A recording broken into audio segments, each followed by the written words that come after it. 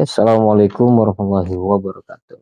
Di pertemuan ini saya ingin membahas pemilih yang cerdas dan pemilih yang dungu.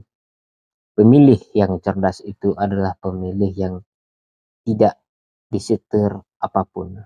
Oleh karena itu saya sependapat dengan pandangan-pandangan ulama yang ada di YouTube ya. Katakanlah penceramah ataupun pendapat-pendapat kiai dan sebagainya yang mengatakan kalau kamu dapat serangan pajar atau kamu dibayar, ambil uangnya, jangan coblos orangnya. Itu saya sangat setuju sekali. Karena pemilih yang cerdas itu dia harus terlepas dari kepentingan-kepentingan itu. Dia terlepas dari penyetiran. Dia disetir, terlepas dari setir itu ya. Dia harus memilih dengan bebas. Baik itu pilihannya salah atau benar, itu urusan lain, itu urusan lain. Yang jelas dia memilih dengan aturan yang sudah ada, memiliki KTP, memiliki surat pemilihan dan sebagainya itu, dan dia nyoblos. Umurnya sudah cukup dan seterusnya, syarat-syarat itu sudah sah, maka dia bisa dipertanggungjawabkan ketika memilih. Dan pilihannya itu diperhitungkan gitu ya. Pilihannya diperhitungkan. Nah, yang kedua, ada pemilih yang saya sebut sebagai pemilih lawan dari kata cerdas. Saya sebut apa? Saya juga tidak tahu sebut apa. Sebut saja pemilih yang dungu. Pemilih yang dungu tentunya lawan dari pemilih cerdas. Pemilih cerdas itu dia independen, berdiri sendiri, memilih karena pemikirannya, memilih karena perasaannya, memilih karena rasa, memilih karena ya tanpa embel-embel disuruh orang atau disetir atau didoktrin, didominasi atau dihegemoni dan sebagainya. Atau jangan-jangan apalagi ya diancam, itu tentu kebebasannya sudah tidak ada.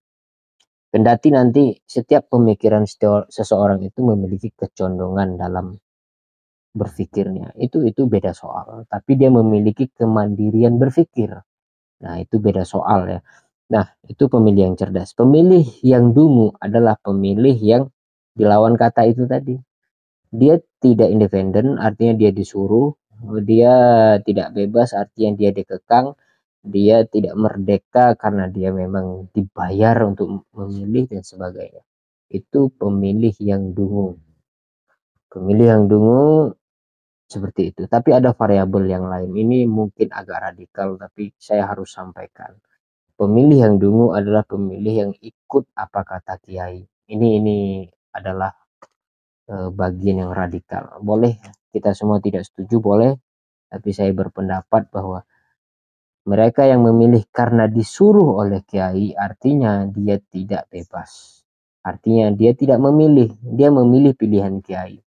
Itu karena disuruh, karena dahulu ini, apalagi embel-embel dengan keberkatan atau embel-embel dengan takzim guru dan sebagainya itu kan.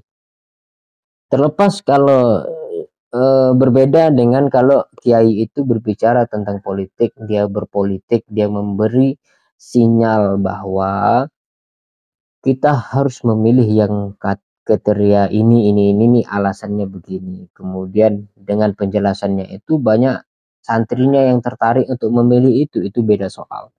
Kalau memilih karena kiai memilih yang sama, maka itu pemilih yang dungu.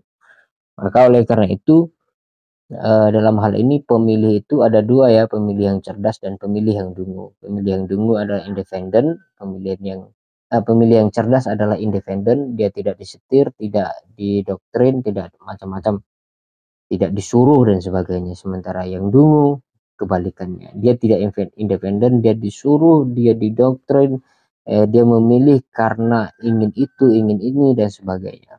Dia memilih karena dibayar, dia memilih karena disuruh kiai atau disuruh guru dan seterusnya.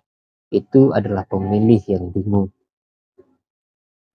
Nah, solusinya seperti apa dong ya kan? Para kiai dan guru-guru supaya murid-murid kita, murid-murid Anda tidak terjebak dalam pilihan yang sama dengan Anda karena tanpa alasan misalnya, maka harus memberi alasan kenapa Anda memilih salah satu capres itu. Dan buka saja, berpolitik saja sekalian gitu. Bukan diam-diam memberi perintah. Karena tidak ada larangan setiap orang berpolitik kecuali ASN, dan ASN itu pun saya menolak itu gitu loh. Ya, jadi boleh kiai boleh berpolitik dan berbicara tentang politik. Dia memilih salah satunya gitu kan dan sebutkan alasannya, kemudian kalau dibantah ya itu biasa karena ilmu itu kan beda-beda, sudut pandang berbeda-beda.